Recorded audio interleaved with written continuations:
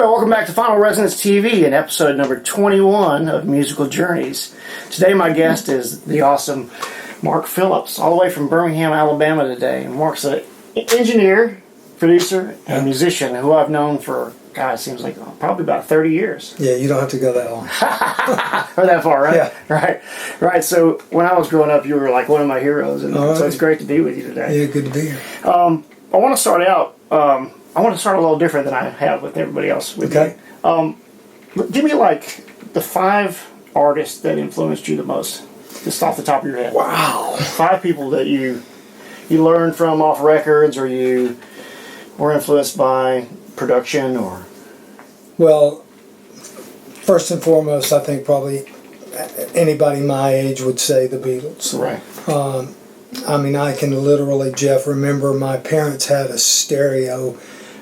It was more like a piece of furniture than it was a stereo, you know. Right. It had a couple of speakers, and I would literally just stick my head in the middle of the cabinet because it was that long. Right, you know? right. And to see what was coming out of the left channel, what was coming out of the right channel, and why it was that way, and how did it work with the other part. So, you know, George Martin and the Beatles were certainly a huge influence. Now, how old were you then? Probably 10. Okay. Maybe 10, 11, okay, yeah. Somewhere around in there. Right. 9, 10, 11. Do you remember what albums it was that you were listening to from the Beatles? Oh, goodness. I mean, I listened to it from the very beginning. From the very beginning? Yeah. Okay. That and the Stones, all that British invasion stuff, you know, was big. Right. Growing up and getting past that, went into more of a folk scene, but so Joni Mitchell, Crosby, Stills and Nash, right. Dylan, that kind of thing became very, because all of a sudden I could play acoustic guitar. Right. I was like, wow, this is cool. 70s folk. Right? Yeah, exactly. Right. So I got into that real heavy. And then all of that meshed together helped me start my own writing process. Right. Studying chord structure and figuring out how songs were put together, and gosh, if I do this and I can sing this line over this, and what if I change the bass note and leave the chord, and you know, all that theory stuff started coming into play. And so you're 10 when the Beatles come. Did you see them on Ed Sullivan, or did you see them on some other? I don't recall seeing the Ed Sullivan show. Right. I've seen clips of it, of course, but I don't recall seeing that show. So you just heard them somewhere? Yeah, radio. Radio. Yeah, okay. I remember "Love Me Do" and "I'm Gonna Hold Your Hand" and all that stuff. So do you start playing at this point? You're 10, you said. Yeah, my first band I had together at 12. Okay, so what was your first instrument? My first instrument was piano. Okay, so yeah, I started taking when I was 8. Okay. So I really began to study, and I could, at that time, Jeff, I could play anything you put in front of me just about. Wow. I was reading, but I didn't know what I was playing. Okay. So it wasn't until I got into the pop scene with the Beatles and the Byrds and the Joni Mitchells and the Crosby, Stills and Nash and that kind of thing, where I started understanding chord structure and how chord progressions relate to a key, and as opposed to just reading notes on a page, because my teacher, although she was a great piano teacher, didn't really teach me music as much as she taught me how to read it. Right, read it and play it. I could read it and play it, but I didn't understand it. Right. I didn't know what I was playing. Yeah, no theory. Yeah. Basically. So if somebody said, "Hey, can you play this song?" I'm like, "Well, I should be able to." Right. I know how it goes, but I don't have the first clue.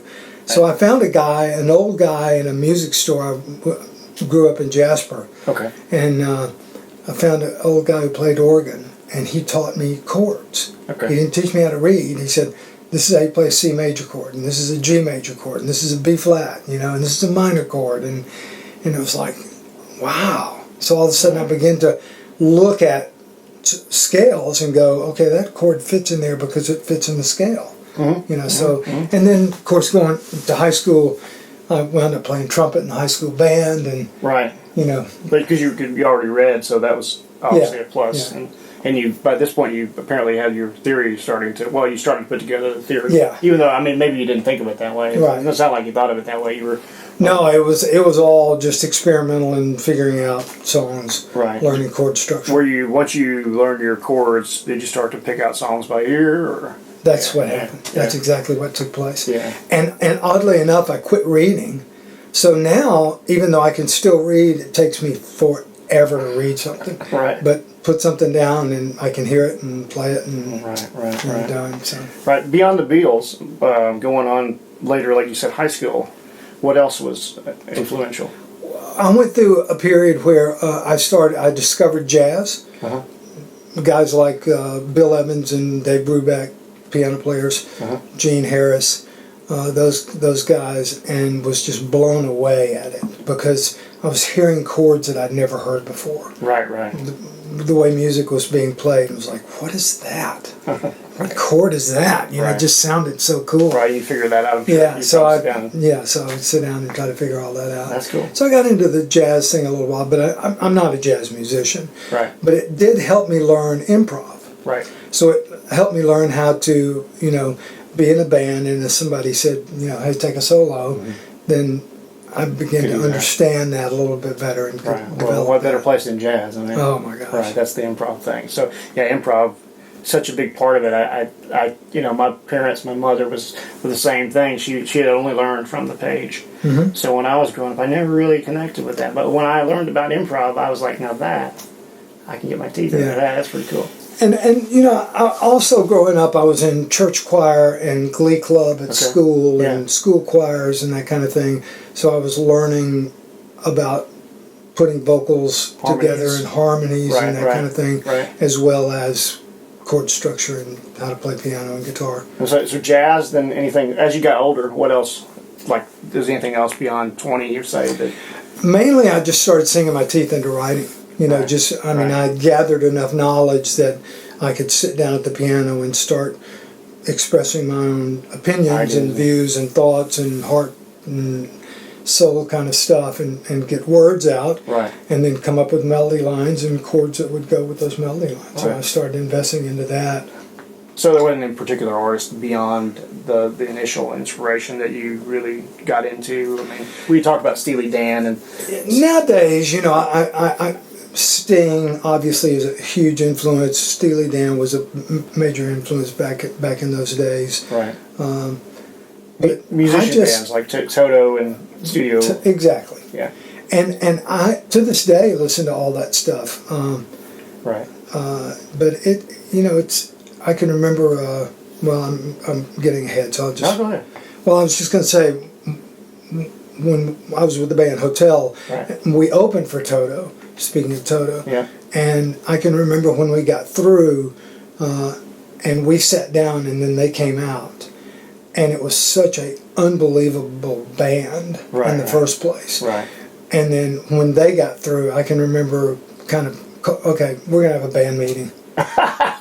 And so we all went back to the dressing room. I said, look, if we can't try to strive to at least be that good, we just need to stop. Right. Well, you set a goal. Because it was such an awakening to realize there are musicians out there who really, really can play. Who really do this. They know what they're doing. Exactly. And it was just startling to see a band that good. That's awesome. Yeah. Those bands are incredible. So going back to your bands in the early days, let's kind of go back for a second.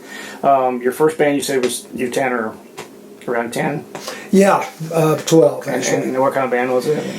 We were a cover band, obviously, and did the stuff we were all listening to: the Beatles, the Lovin' Spoonful, the Yardbirds, anything that was on the radio. Some old Motown stuff, that kind of thing. So, and back then, radio was AM. There was no FM. So back then, you would hear. Literally on the same channel, you would hear Frank and Nancy Sinatra, and then you would hear the Yardbirds, and then you would hear the Mamas and Papas, and then you'd hear Classical Gas, Mason Williams, and It was different back then. Yeah, it was just all over the place. Yeah, You heard all kinds of music. So right, on radio. I was influenced by a lot of different styles. And in my household, my parents had, big band playing all the time. Glenn Miller and Benny Goodman and all that stuff. So I was around all kinds of music. Did your parents play? Both of my parents were singers. My mother played a little bit of piano. My dad was in the Marines and was a singer. So that's what you heard around the house. And my grandparents were church singers. And so they all love music. Yeah. Is around you. So you go from that band, your first band, and what happens in your teens as far as bands? After that, my very first band name was the Brass Button. Okay. And there was 4 of us, and we all had, of course, Beatle haircuts and that kind of thing. Right. And the next band was was called Rainwater, and in that band was Tommy Calton, who played guitar in Hotel, right. And Ross Roberts was also in that band back.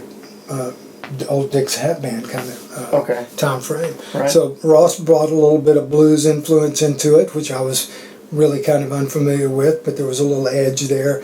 And Ross was the kind of guy that, he always, if I bought an amp this high, he had to buy an amp this high. And if mine was this loud, he had to buy an amp that was, that much louder. Right. So it's just being a guitar player. Right. I know. Guitar player. Right. I remember those days when those days were there. Yeah. So that band was called Rainwater, and we were moving in towards progressive rock, like Yes and that kind of thing, and a little more Jimi Hendrix and a little harder edge stuff, than what we did initially. And how old then? You're at this point? Yeah, mid-teens, 16, 17, 18. So where are you playing at this point?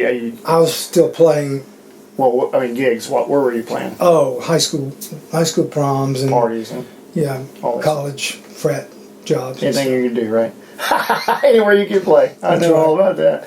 So you go from there, and you're in your mid-teens. So is there another band that bridges that to your 20s? Went to a band called Wooden Music. So I went back. I didn't go back, but at that time was when all that folk stuff influence came in. Right. So went from being heavy rock, Hendrix kind of thing, to more acoustic. And then I was playing acoustic guitar at that point. This is what mid-70s? Going on through the late 70s. Singer-songwriter was big. And then you're coming out of the 60s, which is kind of the British invasion stuff. So okay. So then you're in your professional gigs when you start playing professional venues when you're of age. What band are you in at that point? It started with Wooden Music. Okay. We started opening up for people like Goose Creek Symphony and Ozark Mountain Daredevils, and who did Jim Dandy to the Rescue? It was Black Oak, Arkansas. Black Oak, Arkansas. There you go. So when we were opening up for those bands, and so we realized, or at least the agency that was booking us realized that acoustic stuff wasn't really fitting with Black Oak, Arkansas. Right. Because people were throwing stuff at us at stage like, "Get off! We don't want to hear this. I want to hear Jim Dandy to the rescue." So we disbanded. It didn't take long to get it out of that. We knew that wasn't going to work. Right. But we had great harmonies, back in those days. That's awesome. Well, there was, I guess the Eagles were kind of late Eagles, 70s. Yeah, Eagles, 70s. Joni Mitchell, Crosby, Stills, Nash all that. Yeah, it was big stuff back Buckingham and all that. Okay, so then what happens after that? What's the next? Hotel. Okay, so tell me, this is kind of you guys got a record deal at some point. You had a couple albums out. Was it, which record? Late 70s, MCA Records. MCA, okay. So tell me that whole story. I don't even know. I mean, other than knowing the legend, I don't really know the story. Well, we were together for a lot of years working on. That's when all my writing started. I mean, that's what we were concentrating on. We were playing nightclubs and stuff in Morris Avenue, down on Morris Avenue and around Homewood. Right. And Brothers Music Hall, all that stuff was going on around that time frame. And you told me about the place that was across the street from what's now Brookwood Village. That was Brothers Music. Okay, that was Yeah, Brothers Music. yeah. Okay, so yeah. So we played there, and that's where we really started honing in on our sound, our music, and moved further and further away from being a cover band, Yeah. and becoming an original artist. Because at the time you're opening for other acts, right? We were starting to. Yeah. Okay. But we were still doing some cover stuff, even though we were an opening act. You know? Right. But we just slowly but surely moved into 100% original music, and when we did that, we started cutting some demos around town in different studios, and then a guy got wind of us who was actually working with Capitol Records as an A&R guy, and he got wind of us and the following that we were beginning to have, because we were beginning to really draw major following when we would do concerts at University of Alabama or University of Mississippi or Auburn, or started playing bigger places and nightclubs and college circuit. Right. And so he found out about us and drove or flew out from LA to hear us, and really liked the band, and then wound up quitting his job as an A&R person to become our producer. And we started really doing serious demos up in Nashville, and got enough to shop the band. Wow. And so he took us to Mercury Records initially, and we got signed right off the bat with a song called You'll Love Again. And Mercury signed us and released the single, didn't call for the album, and the album charted and started moving up the charts. I think we got into the upper 80s, lower, it was back then it was a Billboard Hot 100. Yeah, right. So we were 80 something, and we're moving up the charts a little bit, but it wasn't enough for the label to call for an album. Right.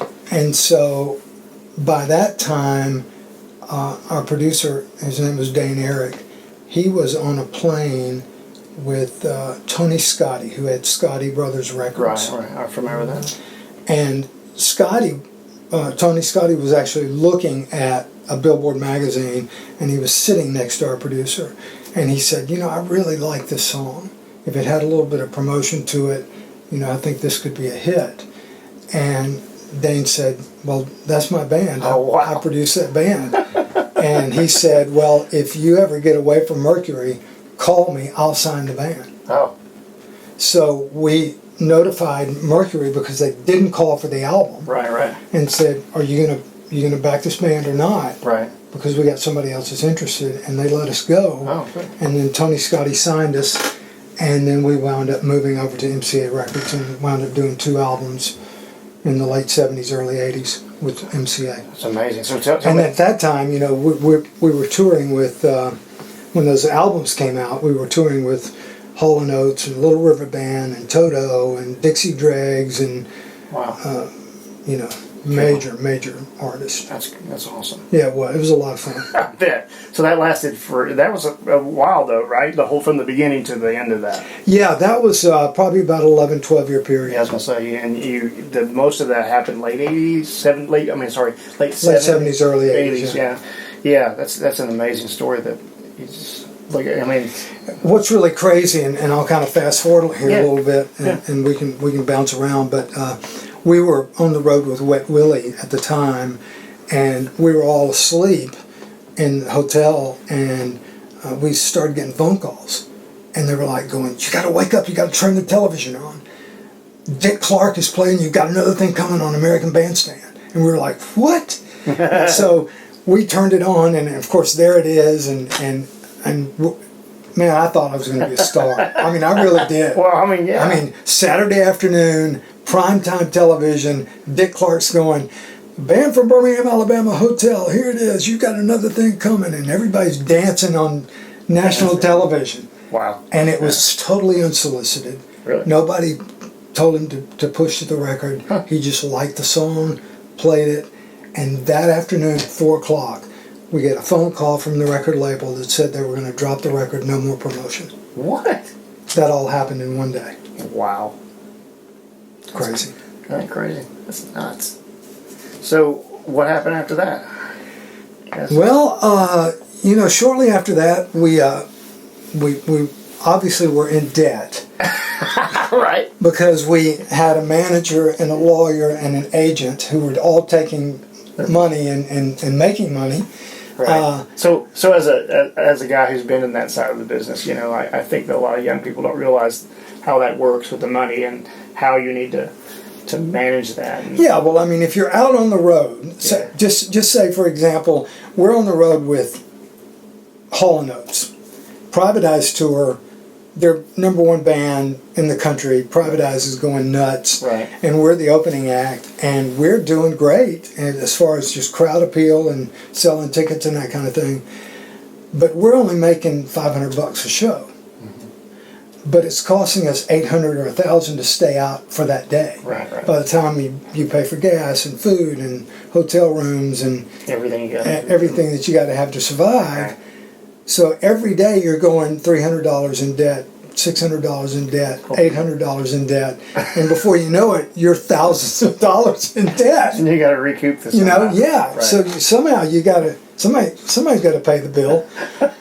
So we worked for literally another 2.5 years, and I'm really proud of this. We worked another 2.5 years, and we put ourselves on a $150 a week salary, and we paid everybody off. Wow. We paid every debt we had. That's awesome. So we left clean.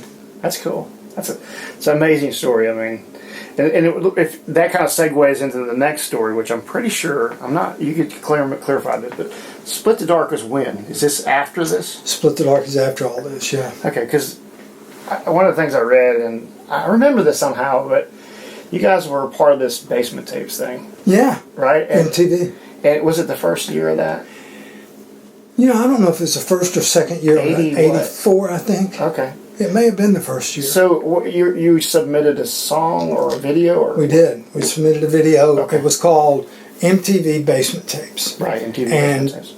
Unsigned bands could present a video, and if you made it through the culling of it, right. then they put you up against 4 or 5 other acts, and then everybody called in and voted. Okay. And whoever won got 2 weeks worth of airplay, national television, every day. Right. You were in rotation just like, anybody else would have been. Wow.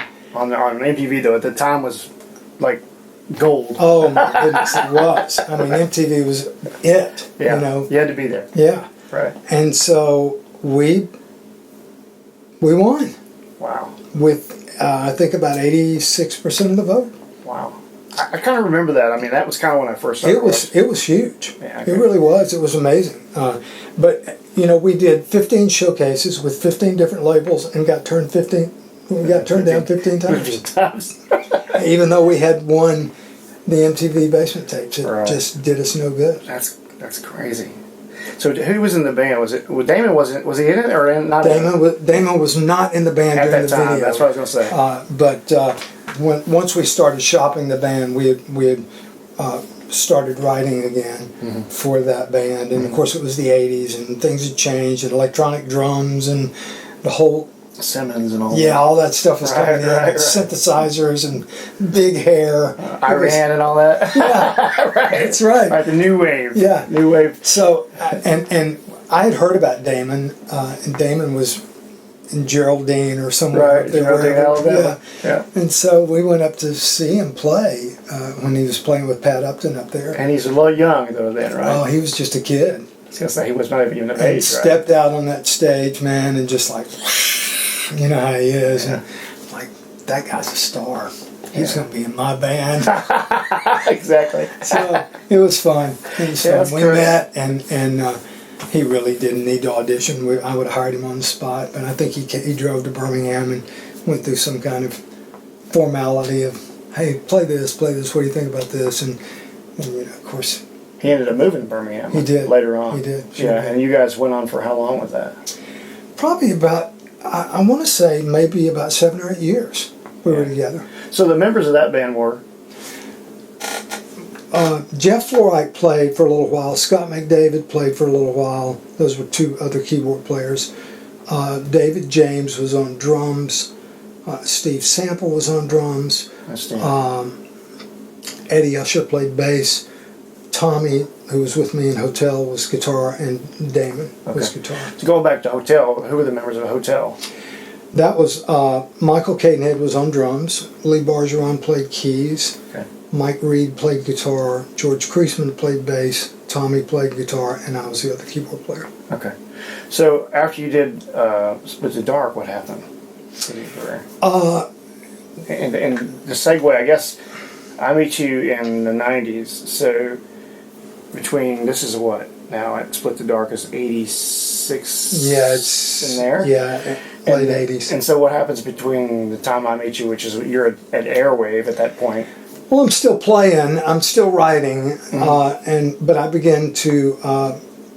I started a jingle business doing television, radio commercials. Okay. With a fellow by the name of Conrad Rayfield. And we had a company called the Concept Company. Okay. And so we did. I'd already been doing jingles, but only for, I was a hired gun. I was a hired writer for a studio in town. Don Mosley owned Sound of Birmingham. Okay. Hey Mark, I need a jingle. Right. I remember that. Can you get here? Ed Boutwell. Hey, I need a car spot. Can you write me a jingle? And I'd come in, and 30 minutes later we'd have a jingle, and they'd make all the money, and they'd pay me some side fee. And I'm like, wait a minute. I'm on the wrong side of this business. Right. So we started our own company and started doing that kind of thing, and I made a pretty good ride for a little while. Because that's how I ended up interfacing with you, as a jingle. But yeah, and from that is how Airwave got started. Okay. And I was still at that time in the local music scene, but wasn't touring much. Right. And I was actually doing Writers' Night. I don't know if you remember Writers' Night. Where were you at with that? Place called Flamingos, which was right next to Louis on the south side. Yeah, sure. And we did it on Monday nights, and there would be 4. It was kind of like, set up kind of like the Bluebird Cafe is now in Nashville. Yeah. And so you would come in as a songwriter, and there was 4 songwriters, and you'd do a song, I'd do a song, the next person would do a song, and it'd come back to you, and I do kind of rotate around. And no one was allowed to talk. Too many songs? No one was allowed to talk. You were there to listen. Okay. Oh, cool. And if anybody started getting rowdy or talking, making a lot of noise, you were asked to leave. Huh. So it was a listening venue. It was a listening time for music, and writers from all over the country came. Oh, awesome. Probably through the course of 7 years of doing it, we probably did 170-something songwriters. Wow. It was really, really a great time. That's amazing. Heard some amazing music. I know that. And major songwriters came through there. I was going to say, I've been to the Bluebird, and you'll be just blown away at times. Just like, wow. I got to play the Bluebird once. Loved it. Yeah. From the days of the Concept Company, we moved into Airwave, and that's where several of us who were in town at that time, Mike Panapinto, Conrad Rayfield, Michael Trucks, Dan Whiteside, who owned Poly Music, we all got together to start Airwave. And so you're all partners, or? I was not a partner. I was more like just an employee at that point. Okay. Producer, jingle writer. You were the in-house. Kind of thing. Yeah. Yeah. In-house kind of guy, right? And that was around for probably 10, 11 years, I guess, doing that. And you know, we did major artists. When you think about what Airwave accomplished, not only did we do major television, radio commercials, but we did what's called we started with a charity with United Cerebral Palsy. Okay. I don't mean to stumble. No. I'm trying to get all my thoughts together. No, go ahead. And we did 2 albums that were Christmas albums to raise money for UCP. Okay. And that was all local artists, all Alabama artists, and that did very well. But somebody said, "Hey, what if we were to take this up a notch and do, more national level, and we could sell more product, raise more money?" And that's what started the X Lounge situation. And during the time that we did the X Lounge, Conrad had a tremendous amount to do with that. We partnered with 106 The X, I believe is what it was called, and at that time we were taking young artists that were up and coming, and whenever they would come into town, we would bring them to the studio, Okay. partnered with the radio station, who would give away tickets for an intimate concert for about 60 people. Right. And they sat on the studio floor, Right. and we'd set the band up and unplugged in the big big room. studio, Uh-huh. and then for an hour just record the music. And at the end of the year, we'd pick one song from each artist and put out a CD, What else? and called the X Lounge. Okay. And so during that time, we did John Mayer, Gavin McGraw, Train, Sister Hazel, the Black Crows. Amazing. I mean, I got some stuff out here in the hallway. I mean, it was amazing, the artists that came through there. Right. Hoobastank. I can't even remember. Right. Wow. Coldplay was there. I mean, it was just incredible. And when you look back now and see where those artists are now, Right. it's like, holy cow. Right. Isn't that amazing? Yeah, because, they were in the studio. We got them unplugged for an hour. We've got recordings that nobody's ever heard. Right. Of course, I mean, I can't sell them or anything. Right. But you can listen to them. I don't, but yeah, it's like, Well, it's awesome. Listen, Yeah. I can imagine John Mayer. How old was he then? oh, he was just a kid. It was the first album out, but he was amazing. Right. I mean, the kid could play back then. Yeah, that's amazing. He's so huge now. It's Yeah. just incredible. That's crazy. So, from the airwave period, now, you want to talk a little bit about the cancer thing? I'd love to. Just to, because I mean, it's kind of something that I know that's been a big deal, and I'd love to, figure out how that, let people understand how that was. Well, for you. Jeff, growing up, when I was born, I left the hospital and moved into a home where both parents smoked. And then as I grew older and got into the nightclub business, You're in smoke. smoke. Right. And then I picked up the habit. So I was around smoke my entire life. Right. My entire life. Right. I was probably destined to get throat cancer. Right. But one day, I woke up and I felt a lump in my throat. And being a singer, I thought, I need to get this checked out, because even when I swallowed, it just didn't feel right. Right. I wasn't in any pain or anything. Right. So I went to a doctor at Health South. At the time, Health South had a hospital. Right. So I went to an ENT, and he basically put his hand up here and kind of felt around. He said, "You got a swollen lymph node." He said, "Go home and take some Advil and put a warm compress on it and come back and see me in a month. It'll probably go away." Right. Probably nothing. Right. So I did. For a month, I went home, did exactly what he said. It got larger and bigger and harder. Went back to him. He said, "Let's do a fine needle biopsy." So that's where they take a needle and drill it into your node. into your node and try to pull off some fluid. Right. So that was a little freaky, to think about. Right.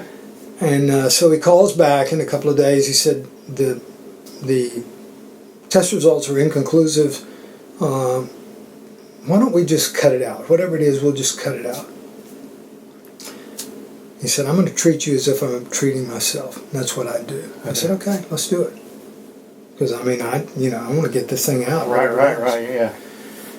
So Conrad, the guy that I was in business with at Airwave, he said these words to me. He said, "Have you got a second opinion yet?" I said, "No." He said, "Before you let somebody cut on you, get a second opinion."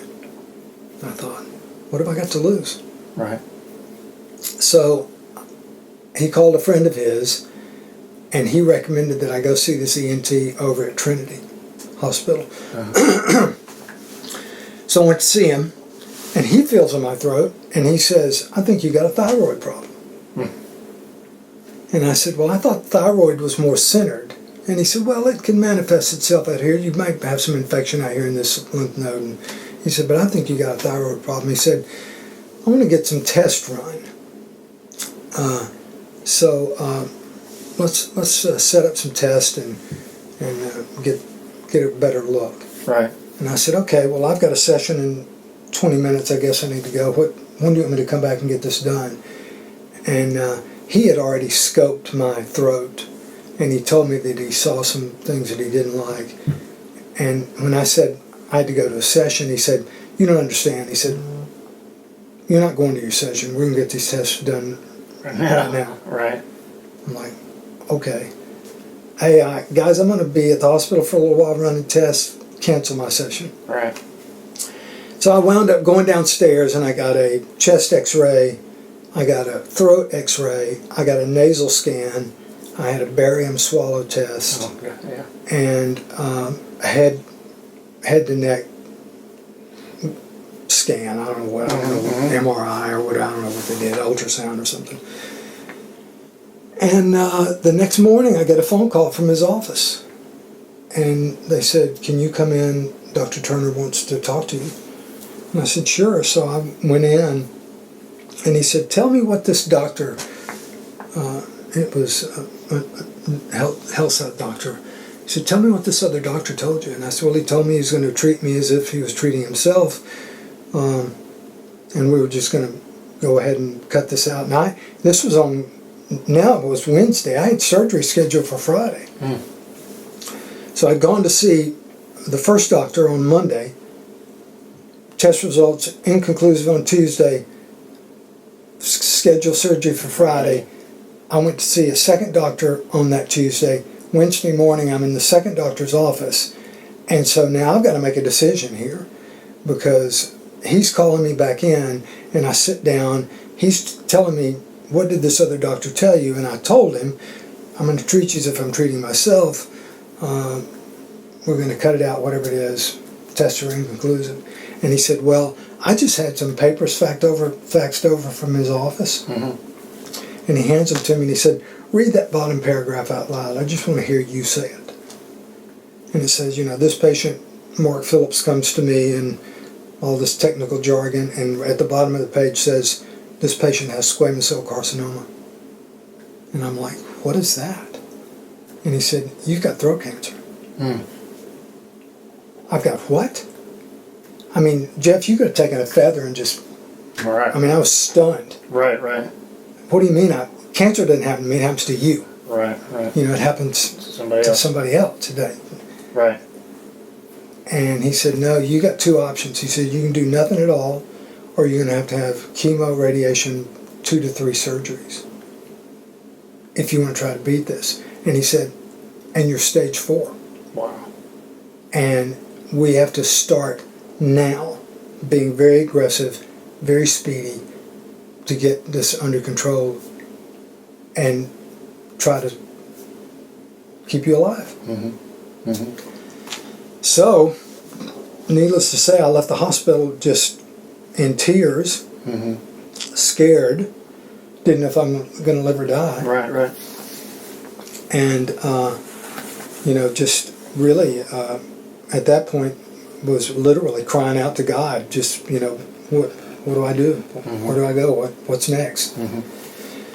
And I started, I met my oncologist, I met my radiologist, and I already knew my ENT, the guy that was going to do the surgery, and got fitted for this mask. It was a nylon mesh mask that they put over you, and when you're going through radiation, they lock you down to a table, and this mask is just like right here. So it's very claustrophobic. And my radiation treatments were 35 minutes long. Wow. And it was unbelievable just to lie there perfectly still for 35 minutes behind, you know, a wall that's 2 feet thick, concrete, lead covered, so radiation doesn't get out, and you're by yourself in this room, and you know, you basically hear this machine. It kind of sounds like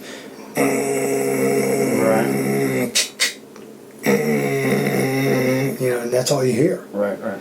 And And after a while, it was like, I got to have some music. I got to have something in here to drown the sound out, because I'm going nuts because I'm laying there for 35 minutes. And when I talk about it, I liken it to falling asleep on the beach with your mouth open and the sun has burned your throat all the way down. I couldn't swallow anything. I would just gag on a Advil. Right. You know, and I couldn't sing. Right. These are after the treatments themselves. Yeah, and by the time I got halfway into the treatment, man, I mean, I couldn't talk. I mean, I was lifeless. How did it physically affect you as far as energy? Well, I lost, and look at me, I lost 55 pounds of weight. Oh. I mean, I looked like a Jewish Holocaust victim. Right. I mean, I was this big, Wow. no hair. Wow. And so, needless to say, I mean, I was just trying to find how to deal with this. I was sicker than I'd ever been, because I wasn't taking chemo once a week. I was taking chemo around the clock. I wore a bag of it around my shoulder, and I had a port in my chest, and chemo was pumping into my veins about every 30 seconds or so. Minute, just Right. and it would just pump into my veins. Right. So by the time 2 or 3 days of that, I mean, I was sick. Right. Sick as a dog. Right.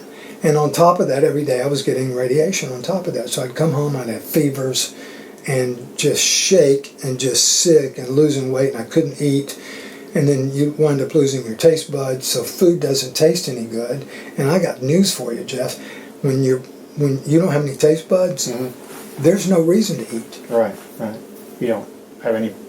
There's no motivation to eat. Right. Because nothing tastes right. Right. Right. So all you're doing is putting something in your mouth and forcing your mouth to chew, and there's no pleasure in it because nothing tastes like it's supposed to. Right. Wow. So I wound up, like I say, losing 55 pounds of weight, and wound up having a radical neck dissection. But through the whole thing, and I don't want to get real preachy on you or anybody else, but through the whole thing, God was there. There was never a day that His Word wasn't in front of my eyes or in my ears, through either a phone call or a card or a letter or me just reading Scripture myself. My walk with the Lord at that time got real. I mean, it got real. It wasn't like this cosmic God, Santa Claus with a white beard on a cloud kind of thing. Right. It was like, can I really... It's where my faith, kind of the rubber faith, hit the road. Right. It's like, do I stand on the promises of God, and do I really believe what I think I believe? Right. And if so, why do I believe it? Okay. So I really started digging into Scripture. Was it something my grandfather said that made me believe, or my mother said, or some Sunday school teacher taught me, or something I heard on a television evangelist show, or, Right. you know, why do I believe what I believe? Right. So I had to kind of figure that out. And I was a grown man. I was 50 at that time. Right. So, but God was there through the whole thing. And I can remember reading Psalm 91 about midway through my treatment. And I was awakened in the middle of the night, just for no reason. I just kind of sat straight up in bed, and I just heard this voice, and call me crazy, that's okay. But I heard this voice in my head say, Mark, get out of bed, pray, I want to talk to you. And so, I mean, I literally I got my chemo bag, and I just kind of plopped out of bed, and I didn't have any energy, you know? Right. I just plopped out of bed, and I just laid out on the floor, and God took me to Psalm 91, and it says, basically, because He loves me, I'll heal him. I'm paraphrasing, but in essence, that's what the end of that psalm says. And for some reason, at that point, I knew, and I can't explain it, Jeff, and whoever's out there listening, I can't explain this. Right. I just know what happened to me. But I knew that I was going to be healed. Right. I heard that before. And now I'm 15 years out, cancer-free. Yeah, I've heard people that sometimes, near-death people, they sometimes come back and know that they weren't supposed to go and that they're going to be okay, whatever that is. I mean, I can't explain it. I just knew that even though I still had about 3.5 weeks of radiation left, and I knew that I had a radical neck coming my way, I knew that I was going to be okay. I knew that it was going to be okay. That's amazing. And so now, I tell people all the time, nobody's promised tomorrow, whether you have cancer or you're completely healthy. Sure. So it's one of those situations to where I cherish and I would not change one day of that time. Right. I wouldn't wish it on my worst enemy. Right. But I wouldn't trade a day of it. Yeah. Because I grew so much as a human being and grew so much in my faith and grew so much in the Lord till I wouldn't trade a day of it. Right. And you got a book that you wrote about it. I do, yeah. Yeah, let me do a little shameless promo here. Yeah, go ahead. But it's called Pouring It Out on Me. And it's pretty much an autobiography of my career. Okay. And my walk through cancer. Right. And I've got a brand new CD as well, same title, Pouring It Out on Me. Okay, cool. And it's songs that were inspired during this time right. of walking through the journey of cancer and what, where my life was and where it is now. What a story. Yeah. I had a lot of cancer in my family, but and it's been, it's ravaged a lot of them and killed a lot of them. And it's amazing now because now that I've been through it and I'm 15 years out, it's amazing how many people I come in contact with who I can talk to about cancer. Yeah. And I really believe it's one of the reasons I'm still here. Right. Is to be able to minister and talk to other people who are going through that, because you don't know what to expect. Right. I mean, you're afraid for your life. You don't know if you're going to live or die. Right. And even though you may be surrounded with the greatest family and support system in the world, you're the only one that can walk that road. You got to do it by yourself. Right. And so I'm able to talk directly. A lot of people don't want to talk to somebody who's got cancer. They're a little afraid, like, should I say anything? Should I not? That kind of thing. Right. I can just be direct Right. because I've been there. You did it, right. And I know. Sure. And that's one of the reasons why I wanted to talk about it, too. Yeah. Because, it's a big part of, the last 10, 15, 20 years of your life. The great thing is that I can still sing. Yeah. Yeah, I know. I can still play music. I remember. I can still do it, Yeah. And for some reason, God has chosen to allow me to have my voice. And it's a little raspier than it used to be, but that's okay. That's not bad. No. It works. That's not bad at all. So, a couple closing questions. Yeah. I always try to get advice from somebody like you, that has all this time in, and say somebody brand new to the business, say you meet some kid, he's like 20. Yeah. He's the John Mayer of the future. And right. What would you tell these guys or girls? What would you tell them as some advice? Jeff, I do a lot of production work here in my basement, in my own little home studio where we are now. Yeah. And I work with a lot of young guys, young girls. Mm-hmm. And some of them are good and some of them aren't. Right. And I usually am a pretty straight shooter. I'm not one to beat around the bush, because in this business, it's very easy to say, oh, you're great. Sure. Come on back in, let's cut a couple more songs. And right. I'll get another couple of hours worth of studio time, and I'll make a little more money out of it. Sure. It's very easy. And some people do, especially up in Nashville, New York, LA. They just take advantage of people all day long. Vanity projects, whatever they call that. Yeah. But I usually, I always shoot people straight. Yeah. And a lot of times people don't want to hear it because they may think they're better than they really are. Yeah, sure. But I figure that it's better to hear it from me and then them go out and fail, and they at least they would go, well, he was right. As opposed to me lying to them and patting them on the back and saying, keep up the good work, you'll be fine, Right. My advice to someone who is doing it, and if they do have genuine talent, is you better love the art form first and foremost. You better love music. You better be willing to play for nothing. Literally. Yeah. Nothing. Not a dime. Right. Nothing. Right. You better be willing to love it enough to play for nothing. You better be willing enough to love it enough to not be able to pay your bills one month and to sacrifice the new pair of shoes or the new car or the new guitar or whatever you want really badly. Sacrifice, put that down the road 6 months to a year, save up for it. You better be willing to sacrifice. Yeah. Because that's what it takes. If you're in it because you want to meet girls, or you're in it because you want to be famous, or you're in it because you might get some notoriety, or somebody might think you're cool, those are all the wrong reasons. Right. Now, a lot of those things come along with the music business, you know, that fame, that fortune, that girls, but there's a reason that it's called the top 10 or the top 20, because there's 20 people in the world that are getting attention at any one time. Everybody else is scrambling. Right. Everybody else is. Everybody else. Right. Right.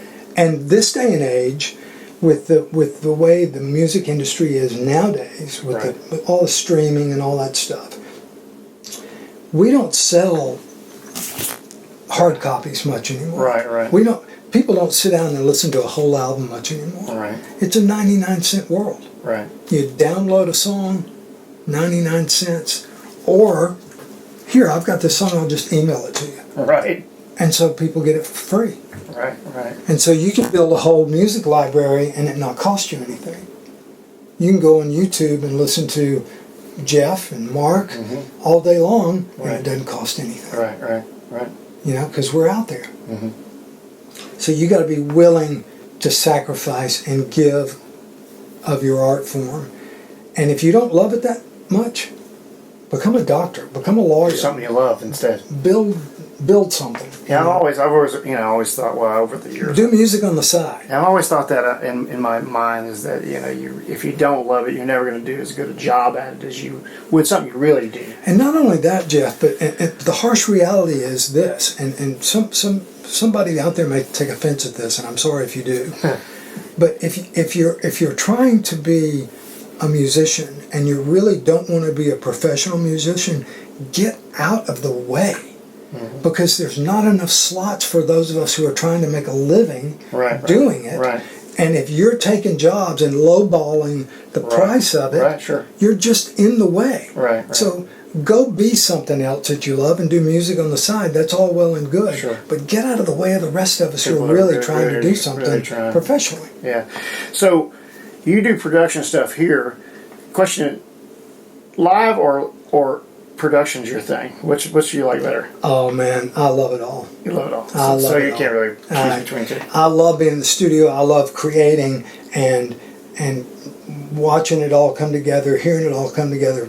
Pick out those single little notes and nicks and noises and make that, and that's cool, and no, let's erase that, and just assembling all that. Because recording is so much different than it is live, as you well know. Sure, yeah. Recording is like a snapshot. Yeah. And it's a performance. Yeah. It's not the performance, it's a performance of a song. Right. But live, you can make a mistake and nobody really cares because it happens and it's gone. Right. But if you leave that mistake on the recording, people are going to go, what's that mistake doing there? So I love it all. I really do. I love to perform. I love to be in front of people. I love to see people smile and sing songs, and especially songs that I've written. And there's no better joy in the world. It's an amazing story. Your entire story is amazing. I knew it would be. And I really appreciate you being with me, man. Jeff, thanks for having me on the show with me. And this is episode 21 of Musical Journeys on Final Resonance TV. Subscribe to the channel. I appreciate it, buddy. Thank you very much. Absolutely. Thank you, buddy. Appreciate it. See you soon.